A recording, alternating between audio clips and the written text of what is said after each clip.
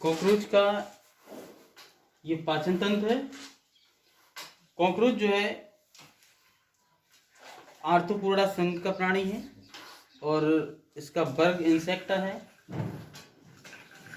गण इसका डक्ट्रियोप्टेरा है और वंश पेरिप्लिनेटा है और जाति इसकी अमेरिकाना है और सामान्य नाम जो है इसका कॉकरोच है, जिसको हम तिलचट्टा भी बोलते हैं सामान्य भाषा में। तो सामान्यतः कॉकरोच जो नर और मादा कॉकरोच होते हैं, तो ये नर कॉकरोच का जो शरीर होता है, पृष्ठीय भाग होता है, वो मादा कॉकरोच के अपेक्षा थोड़ा लंबाई में कम होता है। ये 7 खंडों में बटा होता है और वो 9 खंडों में बटा होता है। कॉकरोच की में जो हृदय होता है उसमें 13 कोष्ठ होते हैं, जैसे कि मनुष्य में 4 कोष्ठ होते हैं मनुष्य के हृदय में, और मेढक के हृदय में जो है 3 कोष्ठ होते हैं। इसी प्रकार से कॉकरोच का जो हृदय होता है वो नलिकाकार संरचनाओं से बना होता है, उसमें 13 कोष्ठ पाए जाते हैं। जो कॉकरोच का ये पाचन तंत्र है, इसको आहार नाल यानी पाचन तंत्र है, ये डाइजेशन सिस्टम है। जिस प्रकार से मनुष्य का होता है उसी प्रकार से कॉकरोच का है। तो इसको 3 भागों में बांटा जा सकता है, यानी यहां से ये इसका हेड है, सिर है, सिर से लेकर के ये जो गिजार्ड है, ये गिजार्ड यहां तक गिजार्ड तक के हिस्सा को हम फोरगट बोलते हैं। फोरगट का मतलब अग्रांत होता है, हिंदी में इसको अग्रांत बोलते हैं।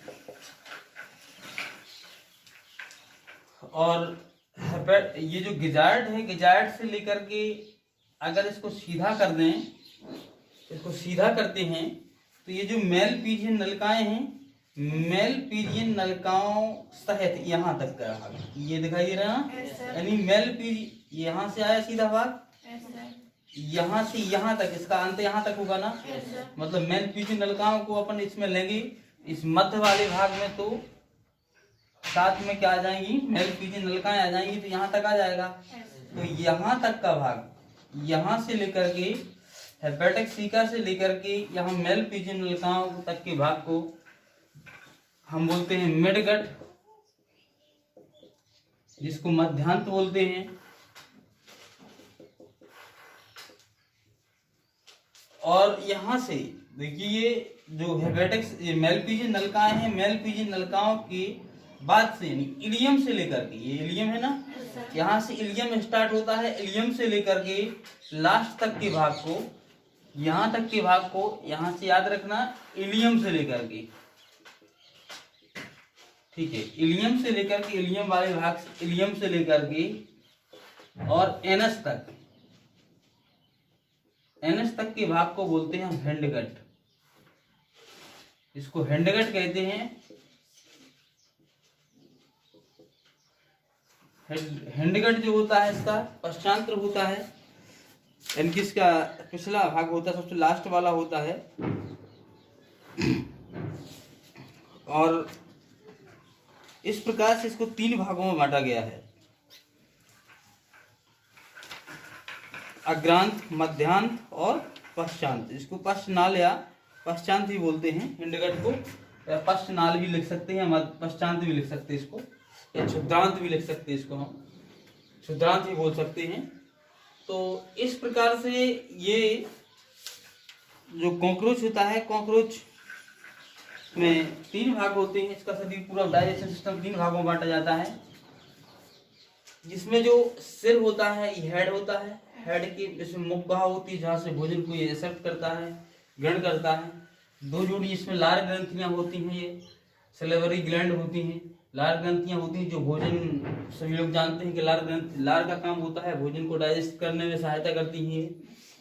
इसके बाद ये मुख गुहा से लेकर के थोड़े नीचे वाला भाग, सिर से थोड़े नीचे तक का भाग जो होता है इसको फेर्निक्स बोलते हैं। और उसके नीचे वाले भाग को अन्नपोट से लेकर के, क्रॉप है, क्रॉप मतलब अन्नपोट, इसमें भोजन को संग्रहित किया जाता है।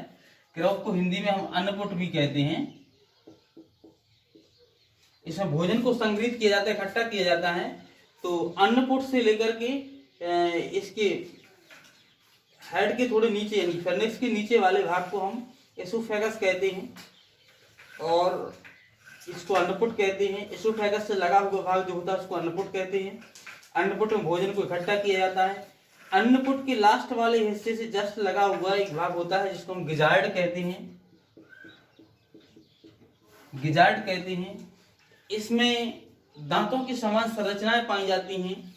वो भोजन को पीसने का काम करती हैं, सिकुड़ती रहती है ऐसी, तो भोजन को पीसने का काम करती हैं। इसके अंदर ऐसी इस प्रकार से संरचनाएं पाई जाती हैं। इसकी लंबा काट करके देखें तो इस प्रकार की संरचनाएं पाई जाती हैं जो ये इसके द्वारा भोजन पिसता रहता है। तो गिजार्ड का काम होता है भोजन को पीसना होता है।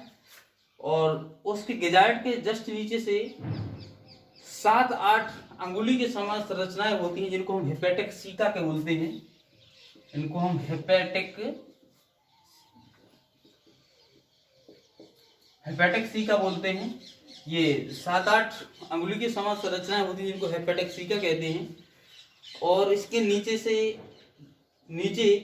हेपेटिक सीका के बाद जो ये 80 से 100 तक संरचना में होती हैं, 70 से लेकर 100 तक संरचना में पाई जाती हैं, लगभग 80 भी होती हैं, 100 भी होती हैं। तो इन पूरी संरचनाओं को, ये जो धागे के समान संरचनाएं हैं, इनको हम मेलपिगियन नलिकाएं बोलते हैं। और मेलपिगियन नलिकाओं का काम, मुख्य काम होता है उत्सर्जन करना। क्या काम होता है इनका? उत्सर्जन करना। तो मेलपिगियन नलिकाओं के द्वारा उत्सर्जन होता है। मिलपिगियन नलिकाओं के जस्ट बाद वाले भाग, उसका जस्ट बाद वाला भाग इलियम है, इलियम कोलोन, यहाँ से इसके बाद रेक्टम आता है। इसको मलासा भी बोलते हैं, हिंदी में हम रेक्टम को मलासा कहते हैं। और इसमें भी छोटे छोटे मलाशयी अंकुर पाए जाते हैं जो भोजन को एब्जॉर्ब करते हैं। और यहाँ पे भी अंकुर पाए जाते हैं, इस कॉलम वाले भाग में भी पाए जाते हैं, रसांकुर पाए जाते हैं मूला। तो रसांकुर क्या करते हैं? भोजन को एब्जॉर्ब करते हैं। मलाशय में मल एकत्रित होता है और एनस के द्वारा, जिसको मलद्वार कहते हैं, एनस को हम मलद्वार बोल देते हैं, मलद्वार कह सकते हैं इसको। मलद्वार द्वारा अपचित भोजन को बाहर निकाल दिया जाता है। इस प्रकार से ये इसका डाइजेस्टिंग सिस्टम है।